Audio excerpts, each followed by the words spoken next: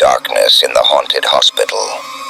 The sound of footsteps echoed through the long, desolate corridor, each step reverberating before vanishing into the darkness, as if swallowed by something unseen. The air wasn't just damp. It was thick, heavy, wrapping around them like an invisible shroud, clinging to their skin, seeping into their every breath. A putrid stench lingered in the air, the smell of mold, of decaying moss, of something long dead, twisting their stomachs into knots.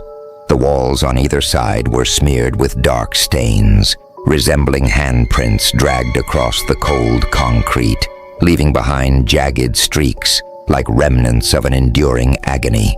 And then, a piercing scream shattered the silence. It wasn't theirs. It came from deep within the building, warped, tormented, as if someone was howling in despair in the throes of death. The group jolted in terror, their hearts nearly stopping. Layla clasped a hand over her mouth, her eyes wide with shock, pupils constricting as they reflected the abyssal darkness surrounding them. Who screamed?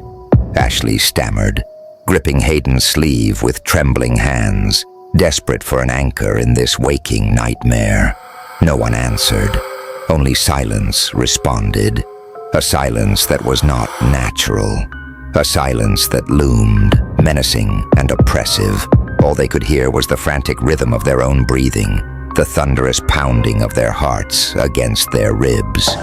Troy shakily lifted his flashlight, aiming it ahead.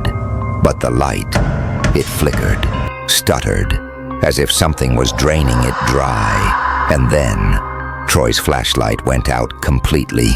Darkness swallowed them whole. The light, it's out, Troy screamed, his voice devoured by the pitch-black void.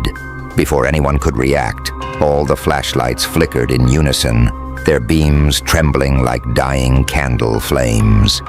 The darkness surged in, a thick, inky wave that crashed over them, drowning them in an abyss of fear. The air itself seemed to thicken, suffocating and dense. Then the lights stuttered back, on, off, like a twisted game orchestrated by something unseen. Amidst the erratic flashes, Layla suddenly shrieked, her voice cracked with sheer terror. Someone standing at the end of the hallway. The group froze, their hearts threatening to burst. In the faint, flickering glow, a shadow emerged, tall, gaunt, distorted. It stood there, watching them, silently, but it had no face, and as the darkness surged forward again, the figure vanished. The blackness engulfed them completely. No more light, no more direction, only an oppressive night, thick and suffocating, like invisible hands tightening around their throats.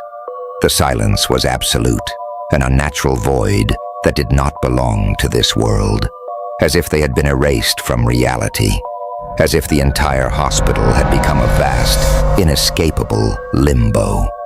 They didn't know how long had passed. Then, light flickered back, but everything had changed. Hayden's breath hitched, his chest heaving, heart pounding violently. "Where is everyone?" No one answered. No one was there. The hallway stretched endlessly, but now it was empty. Layla, Troy, Nathan, Ashley were gone. No sound, no trace. A cold dread seeped into his bones, like unseen fingers slithering beneath his skin, squeezing his heart. Hayden swallowed hard, struggling to stay calm. But his pulse pounded relentlessly, his chest tightening. Then he screamed, his voice breaking in the eerie stillness. "Where are you guys? Stop messing around!" His scream echoed into the void, but what echoed back was not his voice. The sound that returned was warped, twisted, unnaturally stretched, as if something was distorting it, bending it into a grotesque, nightmarish whisper. as if something was mimicking him, but not quite right. Each word was fractured, disjointed, like a corrupted recording. A shudder ran through Hayden's spine as a freezing breath ghosted over the nape of his neck. A voice, raspy and broken, whispered right beside his ear. "Stay here with us." He spun around. Nothing. But the hallway behind him was now completely black, a yawning void, as if something had devoured it whole. Panic clawed at his chest. The hair on his arms stood on end. A dreadful realization wrapped around him like invisible chains. He swallowed hard, his throat parched, his limbs trembling. The suffocating cold crept through his veins, paralyzing him. The world around him was too still, too wrong. Only the frantic hammering of his own heart reminded him he was still alive. Hayden reached out blindly into the darkness, desperate to touch something, anything. But there was nothing, only emptiness. He inhaled shakily, forcing himself to call out again, his voice cracking. "Layla, Troy, Nathan, Ashley." No reply, only echoes, twisted, contorted, as if something was strangling them in this suffocating void. Hayden staggered back, fists clenched tight. Cold sweat trickled down his forehead. They were gone. He hurriedly pulled out his phone, but there was no signal, no way to make contact. He glanced around, searching for any sign of his friends. But all that stretched before him was the endless hallway, swallowed by an eternal darkness. No, it can't be.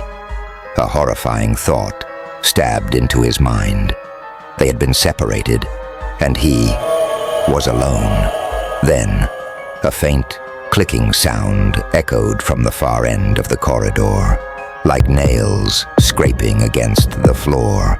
Hayden's breath hitched as he peered into the murky shadows, and in the dim, flickering light, a silhouette drifted past, not walking, floating, silent, like a corpse being dragged across the ground.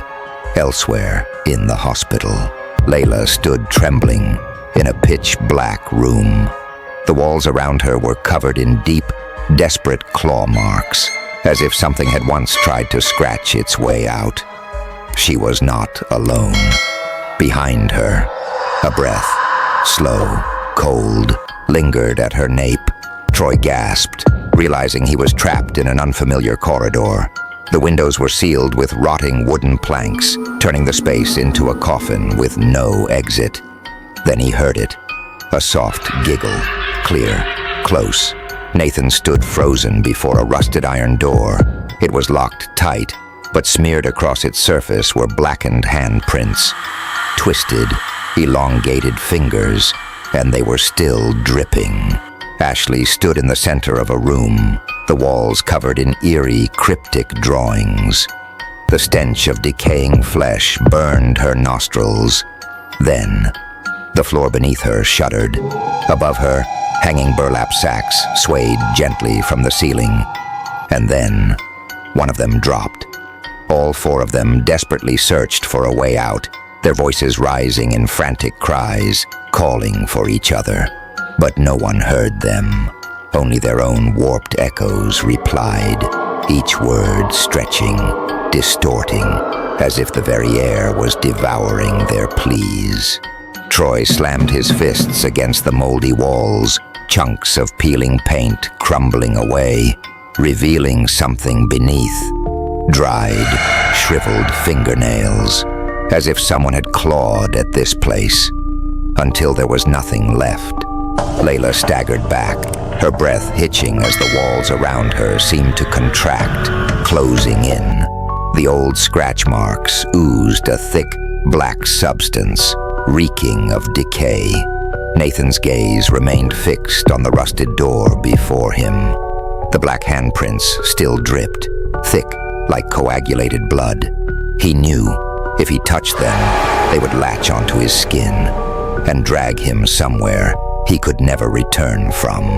Ashley backed away from the hanging sacks, her pulse racing. Whatever was inside them, she didn't want to know. The group had been torn apart, ripped from reality, and trapped in a nightmare with no escape.